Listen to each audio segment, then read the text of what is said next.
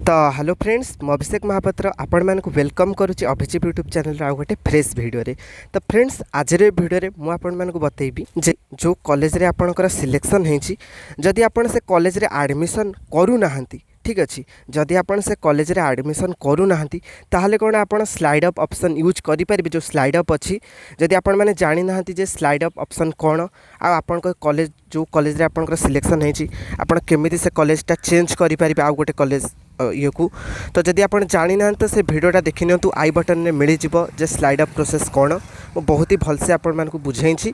तो वीडियो देखंतु। तो आज वीडियो मु क्लियर करी जे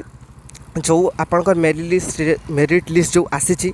जो कॉलेज रे आपणकर सिलेक्शन होईची जदि आपण एडमिशन करू नाहंती ताले आपण कोन स्लाइड अप ऑप्शन यूज करि परिबे। तो फ्रेंड्स मैं आपण मानकु सीधा सीधा कहि दउची बिल्कुल ना आपण मानकु जो कॉलेज रे सिलेक्शन होईची फास्ट से कॉलेज रे आपण मानकु एडमिशन करिया ही पड़ो तापर जाए आप स्लाइड अप ऑप्शन यूज करेंगे जदि एबे जाए आपण मैंने से कॉलेज रे एडमिशन करना आपड़ जदि स्लाइड अप ऑप्शन उपर क्लिक करछंती तो आपण मैंने गोटे आसीबो एरर टे आसीबो जे